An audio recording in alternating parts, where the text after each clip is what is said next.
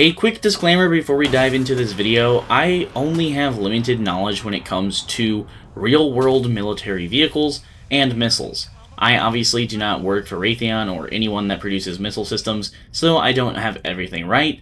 So if I have anything wrong, just let me know down below in the comments, and that way we, can spread the right information to the people.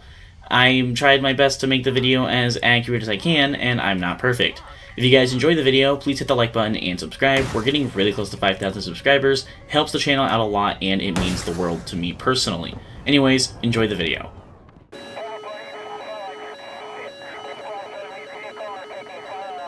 The AIM-174B Gunslinger was revealed in 2024. The AIM-170B is currently operated by the FA-18 Super Hornet, and it is debuted with the United States Navy only currently.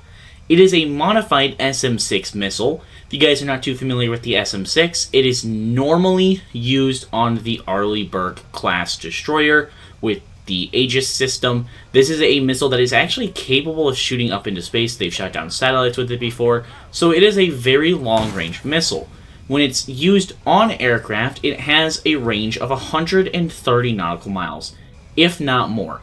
Now, the reason why I say if not more is the AIM-174B, because it's such a far-range missile, it actually goes farther than what radars can actually see, like the onboard radar on the F-18. Now, this is easily actually a fixable solution, and that is by data linking. This is where something like an AWACS or a Aegis-equipped Arleigh Burke destroyer can guide the missile in past what the actual Hornet can see. They just use the Hornet currently as the launch platform. Now, this allows American pilots to attack enemy aircraft long before they can actually get close enough to threaten the carrier strike group. The missile uses active radar guidance like the AIM-120. I believe it has a very similar seeker to the C-8, if I remember. I'd have to do a little bit more reading about that. And it's a very fast missile. Its top speed is obviously classified. The top speed of the SM-6 is several Mach, so it's very, very easy to get, obviously, under, it gets to the target much quicker than something like the AIM-120 can, which makes it obviously harder to evade once it's launched. Now, the AIM-174 is the first missile since the AIM-174EX that was used by the F-14 Tomcat to be, a truly dedicated long-range missile, and something that is pretty cool about its design. Unlike most missiles out of that time period, like the AIM-54, it was not designed to target bombers and AWACS. This is a missile that absolutely is intended to be used in a war with, say, China over the Pacific Ocean, engaging Chinese fighters at incredibly long ranges. The U.S. Navy is preparing for future air combat with this missile, where range, speed, and first strike capability may decide the battle before pilots can ever even get to within the range that we see with the AIM-120. The AIM-174B Gunslinger is America's new long-range anti-air missile, and honestly, it's really impressive, and I think in War Thunder, it might be even more impressive if a certain aircraft were to get it.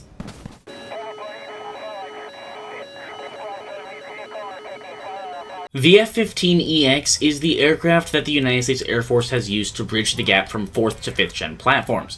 The F-15EX is the most capable 4.5 generation platform there really ever will be, outside of things like the Eurofighter and the Super Hornet, and maybe the Rafale. Now, the F-15EX takes the F-15, which is the most widely recognized, air-to-air fighter aircraft we've probably ever seen, and it boasts a 104-to-0 KD ratio when it comes to air-to-air combat. And it improves on all of that. New radar, new engines.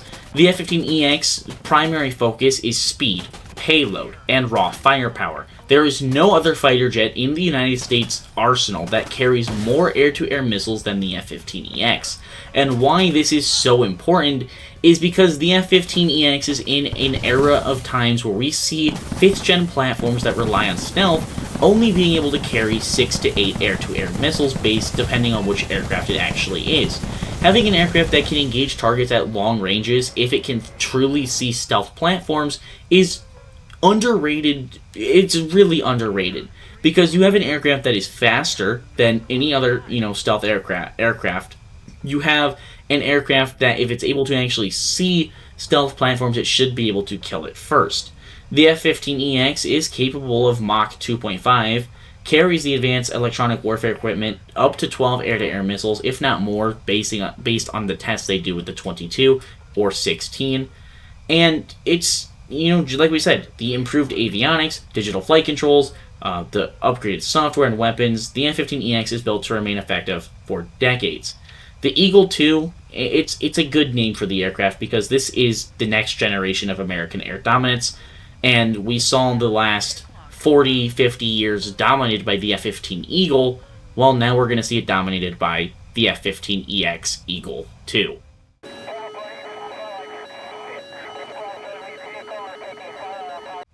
Right now, the F-15EX is not an operator of the AIM-174B. It's very likely that is going to change. With delays to the AIM-260, it's very, very likely the United States Air Force purchases the AIM-174B from the U.S. Navy for operations with the F-15EX. If they haven't already done the testing yet, I'm sure they will within this year. I still believe they probably already have done the testing to put the 174 on the F-15EX. As we said in the portion talking about the 174, it's a missile that requires data linking to use its maximum range. And remember, the F-15EX, that's what it's designed for. This is an aircraft designed to not compete in the front lines, but compete several hundred miles behind it, lobbying in air-to-air missiles that are guided then by F-35s behind enemy lines with stealth. The AIM-174, guess what? It fits that role perfectly. Now, I genuinely think the F-15EX would only probably be able to carry maybe 4 of them max. If War Thunder wants to go ahead and we'll go ahead with the addition of the MiG-31 at some point, and they end up giving it all of its actual long-range missiles. Because remember, Russia has a lot of incredibly long-range. Yes, they are designed to target AWACS, but they still have the range. Several of them, either it be the R-37 or the other one that they have. I cannot remember the name of it to save my life. But those are all, used on the MiG-31. This would be a great counter to it if Gaijin wants to add the F-15EX and add like a late model that had the 174.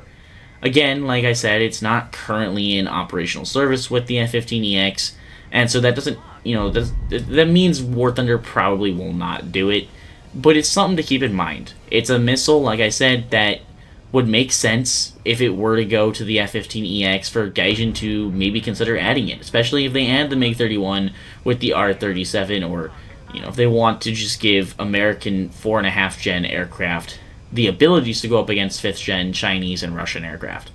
Please let me know your thoughts down below in the comments on the F-15EX arriving in the game with the AIM-174. If you're not already subscribed, please consider hitting that like button and subscribing. It's free, it helps with the channel a lot, and it means the world to me. Make sure to join the Discord link down below in the description. We're trying to get back to 1,000 members there. Hope you guys have enjoyed this video, and I will see you guys in the next one.